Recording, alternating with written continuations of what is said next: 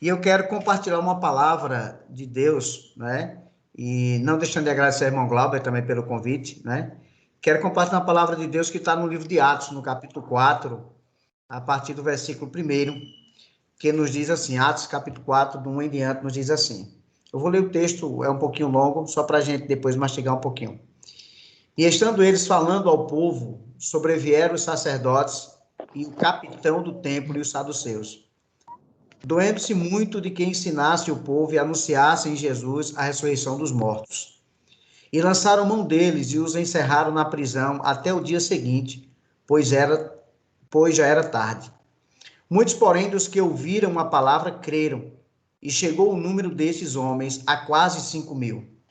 E aconteceu no dia seguinte, reuniram-se em Jerusalém os seus principais, os anciãos e os escribas, e Anás, o sumo sacerdote, e Caifás, e João, e Alexandre, e todos quanto havia da linhagem do sumo sacerdote.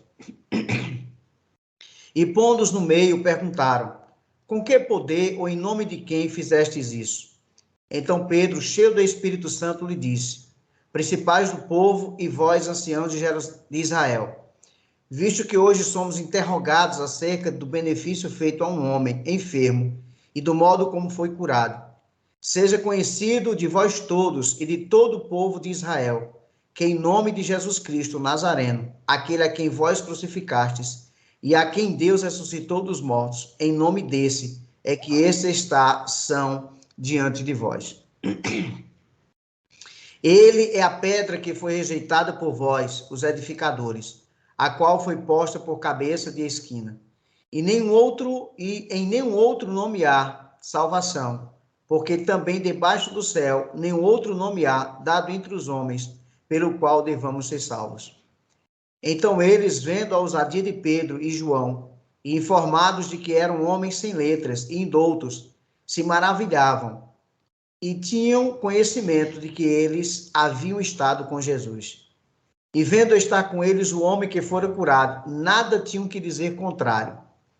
Todavia, mandando sair fora do conselho, conferenciaram entre si, dizendo, que havemos de fazer estes homens? Porque a todos os que habitam em Jerusalém é manifesto que por eles foi feito um sinal notório e não podemos negar. Mas, para não se divulgue mais entre o povo, ameacemos-los para que não falem mais nesse nome a homem algum.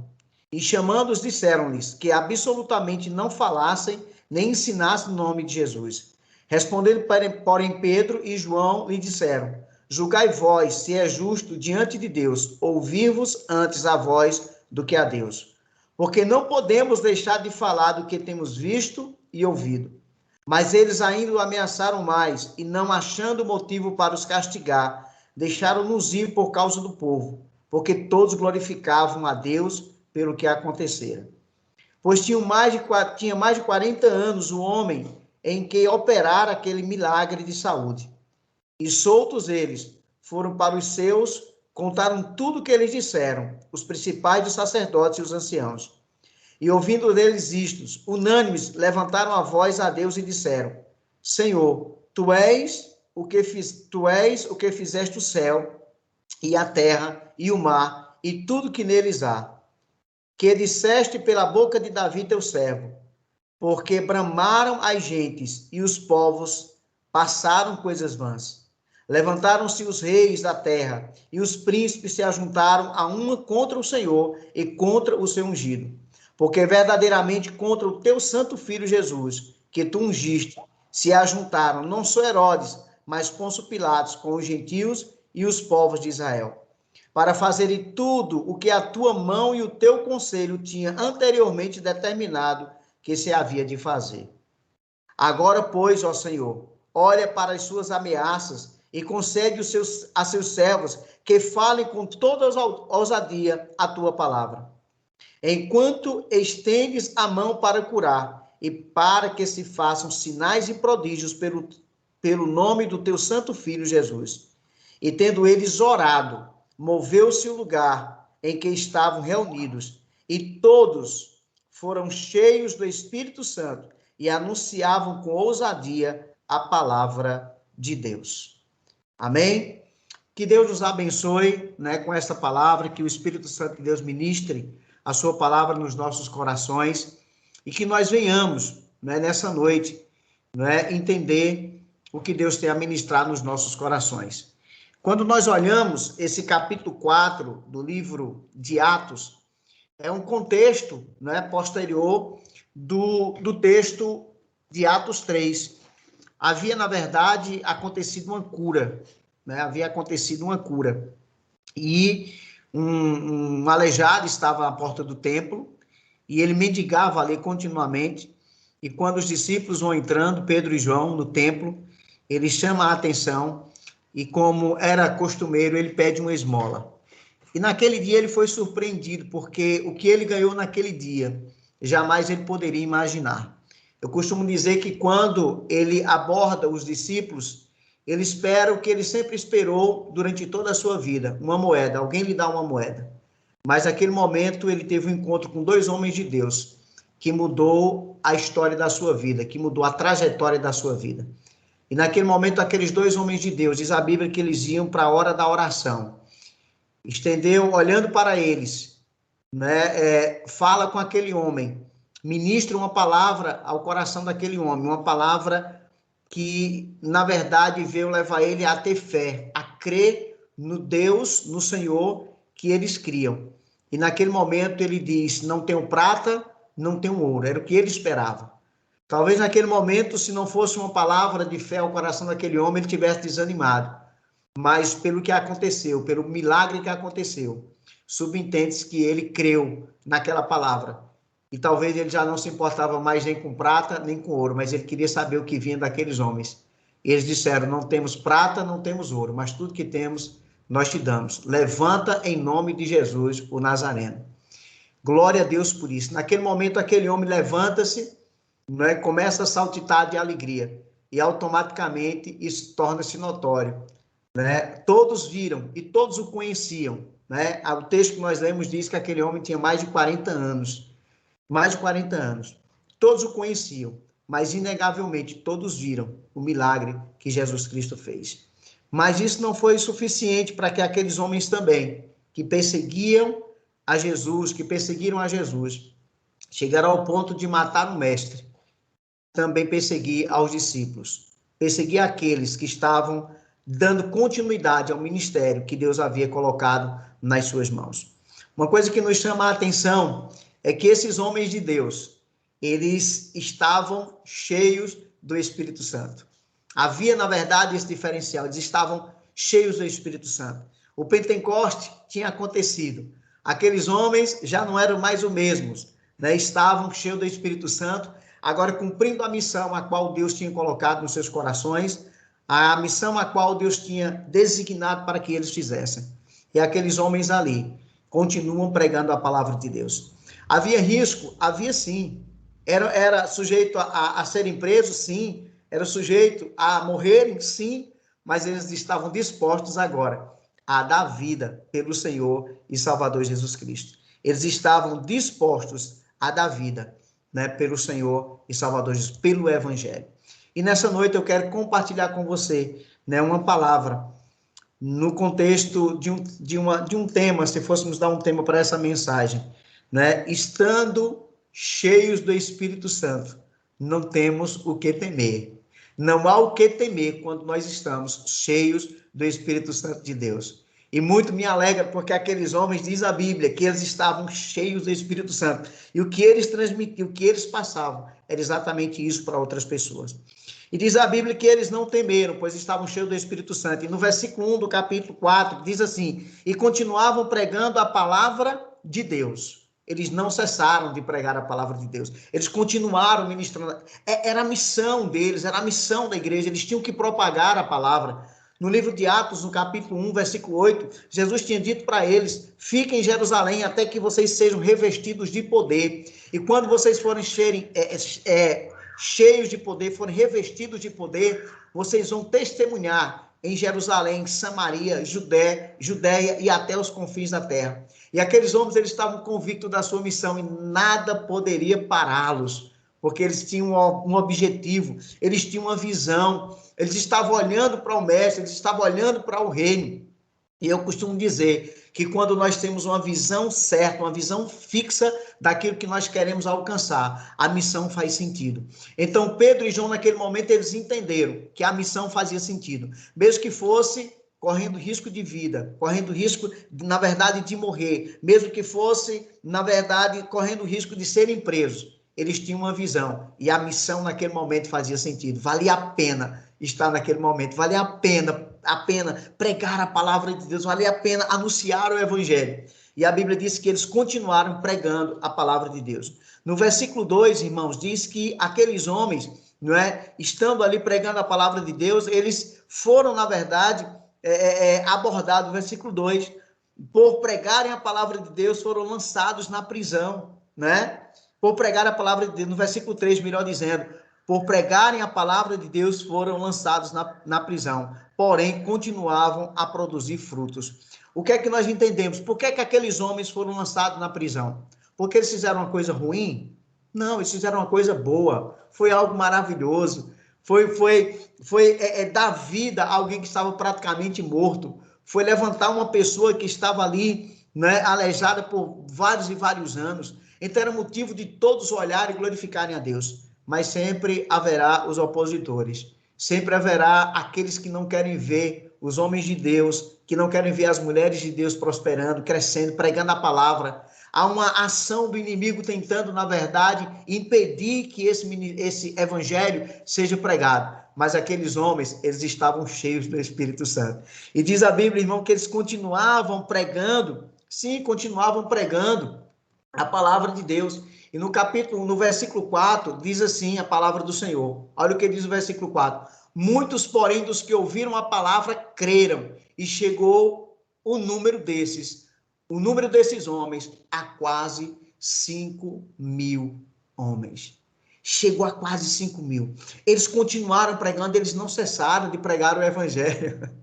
Que maravilha! Eles continuaram anunciando o evangelho. Sob ameaça, sim, sob ameaça, e daí não tem problema, vamos continuar pregando o evangelho. Nós temos que cumprir uma missão, e eles fizeram isso. E a Bíblia diz, irmãos, que inevitavelmente aqueles homens creram. E olha agora, quase 5.000 homens creram, quase 5.000 pessoas estavam ali, agregando-se àquela nova igreja, E aí não tem como a gente não lembrar daquela primeira mensagem que Pedro pregou, que se converteram quase 3.000, e diz a Bíblia no capítulo 2, versículo 42 em diante ao 47, diz que aquele povo estava assim, boquiaberto, se deleitando na doutrina dos apóstolos, na comunhão, no partir do pão e nas orações. Era uma igreja que estava fortalecida. Por quê, irmãos? Porque era uma igreja que estava voltada a buscar o Espírito Santo de Deus. Ela estava cheia do Espírito Santo de Deus. E o povo continuava se convertendo. Por quê? Porque a Bíblia diz que aquela igreja, no versículo 47 do capítulo 2, diz que aquela igreja caía na graça do povo e Deus ia acrescentando dia após dia aqueles que iam sendo salvos. Essa é a missão da igreja, é anunciar o evangelho, é não se calar em meio às lutas, em meio às dificuldades, em meio às adversidades, é continuar pregando o evangelho. Existe uma missão para se cumprir. Nós podemos ver, irmãos, que em meio a tudo isso, não são interrogados pelas autoridades religiosas. Eles foram interrogados por o bem que estavam fazendo. Na verdade, o propósito daquelas autoridades era intimidá-los, era fazer com que aqueles homens fossem intimidados e não pregassem mais o evangelho. O versículo 6 e 7 diz assim: E Anás, o sumo sacerdote, e Caifás, e João, e Alexandre, e todos quanto havia da linhagem do sumo sacerdote, e pontos no meio, perguntaram: Com que poder ou em nome de quem fazes isto? É uma pergunta maravilhosa. É uma pergunta que, na verdade, merece resposta. É uma pergunta que merece resposta. Que maravilha. E Deus coloca aqueles homens em uma situação de interagir para mostrar para aqueles homens em nome de quem aquele homem havia sido realmente curado, né? Pois alguns até queriam entender, né, que poderia ser pela vida daqueles homens, mas aqueles homens entenderam, né, o que disse João Batista: importa que ele cresça e que eu diminua. É o nome do Senhor que tem que ser glorificado em todas as atitudes, em todas as ações, em toda manifestação do poder de Deus. É o nome dele que tem que ser glorificado. É ele que tem que ser glorificado. E ali eles fazem aquela pergunta. E no versículo do 8 ao 12 diz assim: então Pedro, presta atenção. Então Pedro, cheio de quê? Cheio do Espírito Santo. Então Pedro, cheio do Espírito Santo, lhes disse: principais do povo e vós, anciãos de Israel, visto que hoje somos interrogados acerca do benefício feito a um homem enfermo e do modo como foi curado, seja conhecido de vós todos e de todo o povo de Israel, que em nome de Jesus Cristo, Nazareno, aquele que vós crucificastes e a quem Deus ressuscitou dentre os mortos, em nome desse é que este está são diante de vós. Ele é a pedra que foi rejeitada por vós, os edificadores, a qual foi posta por cabeça de esquina, e em nenhum outro há salvação, porque também debaixo do céu nenhum outro nome há dado entre os homens, pelo qual devamos ser salvos. É em nome desse que ele foi curado. É no nome daqueles que vocês rejeitaram. É no nome da pedra que vocês rejeitaram. É no nome daquele que vocês não aceitaram. Foi no nome dele. É por isso que esse homem agora está são diante de vós. E aí, queridos, quando ele fala diante de vós, aí eu me alegro, porque é algo que Deus fez de forma tremenda e poderosa. Deus fez algo tremendo, né, para que todos pudessem ver. E eu costumo dizer que quando Deus faz, ele torna notório. Por que Deus torna notório? Deus torna notório para que o nome dele seja glorificado. É para isso que Deus torna notório. Então, quando ele diz assim, ó, ele está em pé diante de vós. Sabe por que ele estava em pé diante deles? Porque contra fatos não há argumentos. Não há argumentos. Aquele homem estava ali, estava curado. E ninguém poderia dizer, jamais, que ele não estava curado.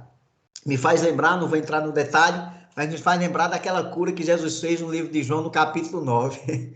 Que alguém diz, mas quem é esse que te curou? Ele é de Deus? Olha, se ele é de Deus, eu não sei. Mas eu era cego e agora eu vejo. Glória a Deus. Eu era cego e agora eu vejo. Então, é ele, foi ele. Então, quando nós olhamos, ele está em pé diante de vocês. No versículo 13 diz assim, olha como é interessante. Então, eles vendo a ousadia de Pedro e João, porque quem está cheio do Espírito Santo também é ousado, é intrépido, anuncia a palavra de Deus, fala a verdade, e diz assim, então eles vendo a ousadia de Pedro e João, e informados de quem eram homens sem letras e indoutos, maravilharam-se e reconheceram que eles haviam estado com Jesus. E vendo estar com eles o homem que fora curado, nada tinham que dizer em contrário. Como dizer? Iam dizer que o homem não tinha sido curado? Se o homem estava em pé diante dele, o milagre havia acontecido. Iam contestar agora se os discípulos estavam dizendo que tinha sido em nome de Jesus Cristo. É por isso que eu estou dizendo nessa noite que contra fatos não há argumentos. Aquele homem estava curado, havia sido feito um milagre notório. E todos aqueles glorificavam a Deus. Todas as pessoas que estavam ali glorificaram a Deus.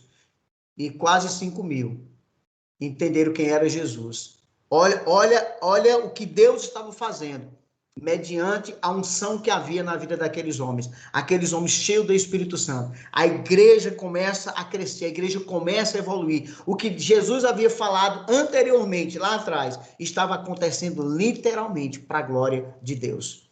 Então, queridos, eles começam a entender, são homens indoutos, são homens sem conhecimento. Então estiveram com Jesus, porque eles ouviram falar de Jesus, eles estiveram ali presentes no que tinha acontecido com Jesus, eles levaram a Jesus ao fato da crucificação, eles sabiam que era Jesus, eles olhavam para Jesus e viam Jesus sabedoria, viam Jesus que Jesus realmente era um homem de Deus, que Jesus na verdade era o Filho de Deus, embora não cresça. Quando eu falo sobre isso, eu me lembro do centurião, quando estava lá na cruz, quando tudo aconteceu, ele expressa de uma forma verbal, verdadeiramente esse era o Filho de Deus. Então, querido, aquele momento ali era para que todos viessem crer que verdadeiramente Jesus havia curado aquele homem. E a Bíblia mostra, irmão, no versículo 16, Jesus faz, torna notório para que o nome